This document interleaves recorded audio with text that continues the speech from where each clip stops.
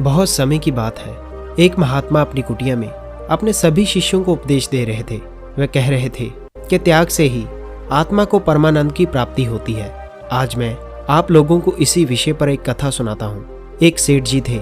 उन्होंने अपने जीवन में बहुत पैसा कमाया। वृद्धावस्था में उन्होंने एक बार भगवान बुद्ध का त्याग और वैराग्य पर प्रवचन सुना।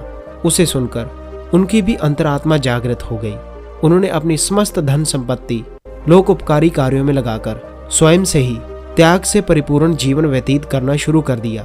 वह सादा खाते, सादा पहनते और मात्र अति आवश्यक जरूरत पर ही खर्च करते। जो भी व्यक्ति उनके पास मदद की आशा से आता वे उसे खाली हाथ नहीं लौटने देते थे।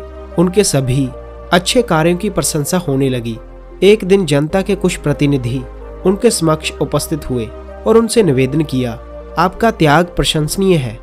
हम सार्वजनिक रूप से आपका अभिवादन, आपको दानवीर तथा मानव रत्न की उपाधियों से विषीभूत करना चाहते हैं। कृपया हमारी इस प्रार्थना को स्वीकार करें। सेठ जी ने मुस्कुराते हुए कहा, सज्जनों, मैंने कोई त्याग नहीं किया है, बल्कि लाभ लिया है। बैंक में रुपए जमा कराना त्याग नहीं, उससे ब्याज का लाभ है। ग्राहक को वस्तु देकर दुकानदार किसी प्रकार से त्याग का परिचय नहीं देता। वह तो बदले में उसकी कीमत लेकर लाभ कमाता है। समुद्र के किनारे खड़े हुए व्यक्ति को जब मोती दिखाई दे तो उसे समेटकर कौन अपनी झोली भरना नहीं चाहेगा। उस समय यदि उसकी झोली में शंख और सिप्पियां होगी तो उन्हें खाली कर कर वह मूल्यवान वस्तु अवश्य ही भरेगा। क्या त्याग की वृत्ति का यही परिचारक है? उसी प्रकार लोग मोह, क्रोध, वासना आदि सारी वस्तुओं को छोड़कर अपने स्वभाव में प्रेम, अहिंसा, क्षमा, परोपकार जैसे सद्गुणों को स्थान देना त्याग नहीं वर्ण का एक प्रकार लाभ है।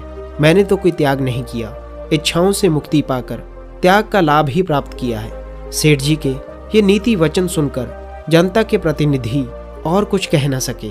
वह नतमस्तक होकर वहां से चले गए।